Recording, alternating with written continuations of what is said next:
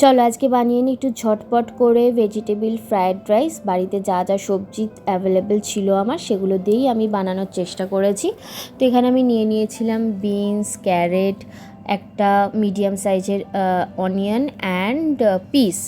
অনেকটা পরিমাণে পিস নিয়েছিলাম, আমার বেশ ভালো লাগে। আর শীতকাল যতদিন আছে আর কি, গরমকাল তো প্রায় এসেই গেল। তো এখানে আমি একটু অ্যাড করে দিচ্ছি স্বাদ মতো নুন। নুনটা দিলে কি হয়, সবজিগুলো ভাজতে ভাজতে অল্প একটু সেদ্ধও হয়ে যায়। তো এবার আমি অ্যাড করে দিচ্ছি একটাই ডিম। এখানে তোমরা চাইলে কিন্তু ডিমটা আগে, ডিমের যেরকম ভুর্জি হয় উইদাউট অনিয়ন, সেরকম করে তোমরা সাইডে রেখে লাস্টেও কিন্তু এটা অ্যাড করতে পারো। তো আমি সেটা আর না করে আমি একেবারেই দিয়ে দিয়েছিলাম। তো এতে অসুবিধা কিছু হয় না, বাড়ির লোকই খাবো, তো অসুবিধা কিছু নেই।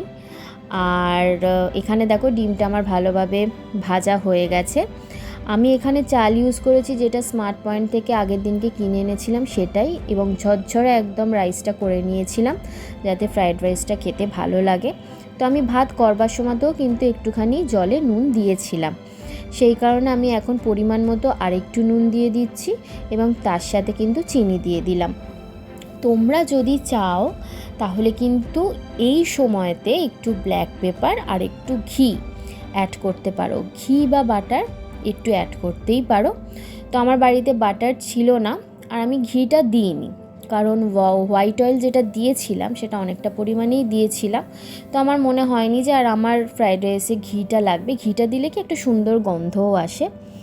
তো তোমরা চাইলে সেটা অ্যাড করতে পারো। আর ব্ল্যাক পেপার দিইনি কারণ আমার মামার ঝাল লাগে, তো সেই কারণে। তো এটা ছিল আমার ফাইনাল লুক, আর এটাকে আমি সার্ভ করেছিলাম উইথ চিলি প্রন।